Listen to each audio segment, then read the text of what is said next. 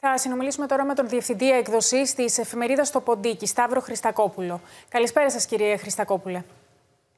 Καλησπέρα σας.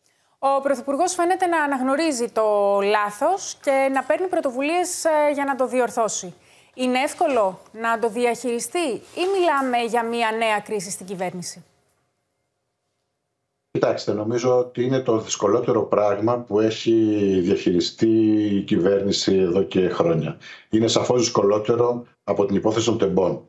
Διότι αν στα τέμπη είχε την ευχέρεια να μιλάει με πολύ μεγάλη ευκολία η κυβέρνηση για χρόνιες παθογένειες, για ευθύνες άλλων, για τη Σύμβαση 717, η οποία είχε ξεκινήσει 10 χρόνια πριν και δεν είχε υλοποιηθεί, είχε θεωρίες συνωμοσίας, είχε ισχυρισμούς κάποιες φορές θεότρελους, τους οποίους εύκολα μπορούσε να αντιμετωπίσει. Τώρα δεν είναι πολύ απλό. Τώρα είναι όντως το χειρότερο, διότι είναι πραγματικό σκάνδαλο. Είναι σκάνδαλο το οποίο φουντώνει και κορυφώνεται επί των ημερών της. Επίσης αφορά λεφτά. Επίσης παράγει αδικία και παράγει αδικία σε πολλά επίπεδα. Η πρώτη αδικία αφορά τους φορολογούμενους, οι οποίοι θα κληθούν να πληρώσουν το κόστος. Η δεύτερη αδικία αφορά τους αγρότες, τους νόμιμους αγρότες, οι οποίοι δεν έχουν κάνει κανένας είδους απάτη και θα δουν το επόμενο διάστημα να περικόπτονται επιδοτήσεις τους. Με αυτή την έννοια λοιπόν δεν θεωρώ ότι μια απλή αναγνώριση λάθους μπορεί να λύσει το πρόβλημα που έχει δημιουργηθεί αυτή τη στιγμή για την κυβέρνηση, συν αυτό που μόλις είπατε κι εσείς, ότι δεν αποκλείεται να οδηγηθούμε και σε ένα ενδοκυβερνητικό, ενδοπαραταξιακό πρόβλημα, ανάλογα με το πώς θα αξιολογηθούν οι πρωτοβουλίες της κυβέρνησης για εξεταστική ή προανακριτική επιτροπή το αμέσως επόμενο διάστημα. Άρα τι θα πρέπει να κάνει η κυβέρνηση?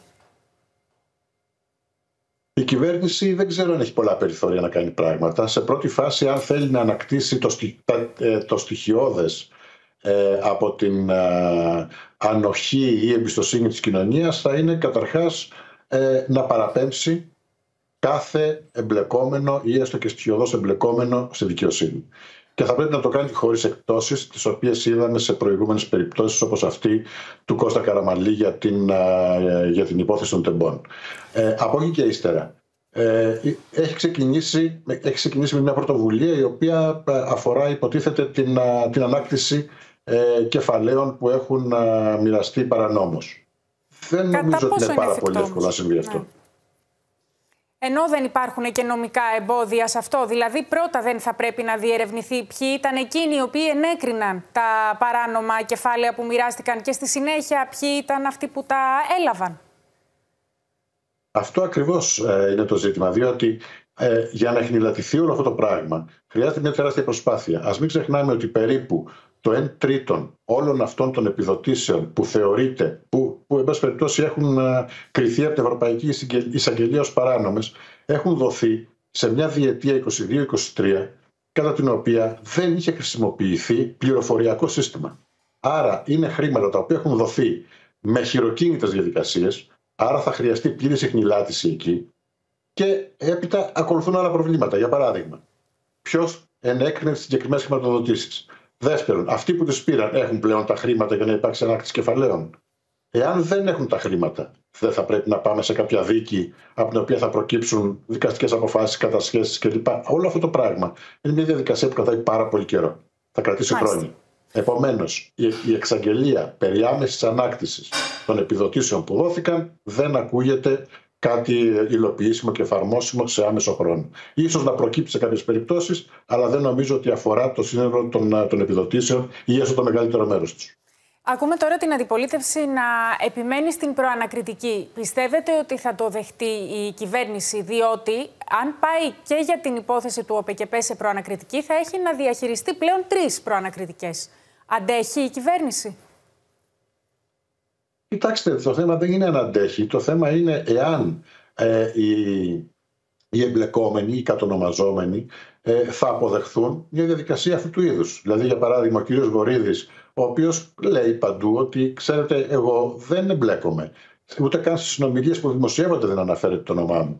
Θα δεχτεί να πάει με μια προανακριτική τύπου τεμπών, όπου κατ' ουσίαν θα πάει αναπολόγητος, ή θα θελήσει μια προανακριτική η οποία θα είναι κανονική και στο πλαίσιο των εργασιών της θα έχει την ευχέρεια και την ευκαιρία να υπερασπιστεί τον εαυτό του. Αυτά είναι πράγματα τα οποία φαίνεται ότι στην κυβέρνηση δεν είναι ακόμα λυμμένα. Ο κύριος Αβγενάκης... Όσο δεν λύνονται αυτά, ο κύριος Αβγενάκης νομίζω ότι είναι μια λίγο πιο καθαρή περίπτωση, δηλαδή φαίνεται ότι υπάρχουν περισσότερα για τη δική του περίπτωση, ωστόσο και αυτού η στάση είναι ένα ερωτηματικό. Δεν υπάρχει προς στιγμή κάτι ξεκάθαρο. Πιστεύετε ότι μπορεί ο κύριος Βορίδης και ο κύριος Αβγενάκης να αντιμετωπιστούν το ίδιο? Αυτό νομίζω ότι θα το κρίνει η κυβέρνηση, γιατί εάν η κυβέρνηση αισθανθεί ότι πλέον δεν έχει καμία απολύτως δυνατότητα να κάνει οποιαδήποτε έκπτωση στα ζητήματα των παραπομπών, ναι, μπορεί να αντιμετωπίσει ακριβώς με τον ίδιο τρόπο. Ή από την άλλη πλευρά, ενώ παραπέμποντας και τους δύο με τον ίδιο ακριβώς τρόπο, ή σε άλλη περίπτωση, αν κρίνει ότι υπάρχει τεράστιο πρόβλημα εσωτερικής συνοχής λόγω του κινδύνου να μην ψηφίσουν προανακριτικές κάποιες δεκάδες βουλευτές της, μπορεί να αποφασίσει το ακριβώς ανάποδο. Άρα υπάρχουν ζητήματα τα οποία η κυβέρνηση δεν έχει λύσει και νομίζω θα πρέπει να περιμένουμε λίγο ακόμα για να δούμε πώς θα τα εκτιμήσουν. Η αντιπολίτευση μπορεί να κεφαλαιοποιήσει πολιτικά αυτή την υπόθεση? Ναι, νομίζω ότι μπορεί να το κάνει. Το ζήτημα είναι εάν έχει αυτό που λέμε πολιτικό εκτόπισμα για να μπορέσει να το καρποθεί. Γεγονός είναι ότι το σκάνδαλο είναι κατά τεράστιο ποσοστό νεοδημοκρατικό. Όλες οι επικλήσεις του απότατου παρελθόντος νομίζω ότι είναι λιγάκι αστείες, και επειδή το σύστημα αυτών των επιδοτήσεων είναι καινούριο σχετικά, δηλαδή είναι από την εποχή του ΣΥΡΙΖΑ, το οποίο η κυβέρνηση επί 6 χρόνια διατήρησε παρά τις διαρκείς ενημερώσεις, παρότι είχε πλήρη υποτίθεται εικόνα για το τι ακριβώς συμβαίνει εκεί. Άρα η αντιπολίτευση μπορεί πράγματι να καρποθεί πράγματα. Το ερώτημα είναι εάν μπορεί, διότι τα τελευταία χρόνια μας έχει μάλλον εκπλήξει αρνητικά με τις χαμηλές δυνατότητές της να προκαλέσει πολιτικό γεγονός και αλλαγή πολιτικού συσχετισμού. Μάλιστα. Τώρα ακούσαμε χθες τον πρόεδρο της Βουλής να απαντά αρνητικά στο αίτημα του κύριου Τσίπρα. Τον πρόεδρο της Δημοκρατίας, με συγχωρείτε, να απαντάει αρνητικά στο αίτημα του κύριου Τσίπρα να έρθουν τα πρακτικά της σύσκεψης των πολιτικών αρχηγών την επόμενη της μέρας του δημοψηφίσματος. Πώς σχολιάζετε αυτή την παρέμβαση του κύριου Τσίπρα και πού πιστεύετε ότι αποσκοπεί? Κοίταξε, ο κύριος Τσίπρας είναι σαφές ότι έχει εντάξει και αυτή την κίνηση στο πλαίσιο του λεγόμενου rebranding. Προσπαθεί με κάποιο τρόπο να απαντήσει στις συνεχείς επιθέσεις που δέχεται κάθε φορά που αναφέρεται το όνομα του κυρίου Τσίπρα, κάθε φορά που αναφέρεται η πιθανότητα να κάνει νέο κόμμα. Δέχεται μία ομοβροντία για τη διαχείριση ιδιαίτερα του πρώτου οκταμήνου, εννεαμήνου του 2015. Λογικό είναι ότι σε μια τέτοια συνθήκη είναι υποχρεωμένος να απαντάει. Βλέπω ότι υπάρχουν και άλλα κόμματα τα οποία σιγοντάρουν, δηλαδή το ΚΚΕ για παράδειγμα θέλει να δημοσιοποιηθούν τα πρακτικά εκείνης της εποχής. Έχει τους λόγους του, διότι θέλει να φανεί ότι ήταν το μόνο κόμμα το οποίο πρακτικά διαφοροποιήθηκε τελείως από τη συνένεση των υπολείπων. Ο Σταύρος Θεοδωράκης θεωρεί επίσης ότι ορθώς ζητάει ο Τσίπρας να γίνει η δημοσιοποίηση, διότι έτσι θα φανεί τι πραγματικά συνέβη εκείνη την περίοδο. Ωστόσο, έχω την εντύπωση ότι αυτή η κίνηση είναι μερική, με την έννοια ότι δεν μπορεί να δώσει κάποια ιδιαίτερη αποφασιστική όθηση στο να καταφέρει ο κύριος Τσίπρας να δημιουργήσει κάποιες συνενέσεις γύρω του.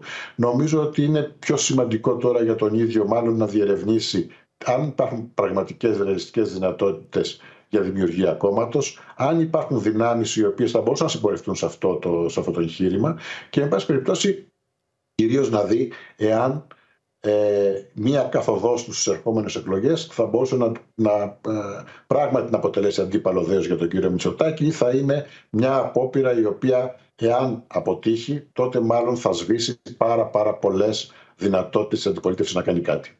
Κύριε Χριστακόπουλε, να σας ευχαριστήσουμε. Και εγώ ευχαριστώ πολύ. Καλώς το βράδυ.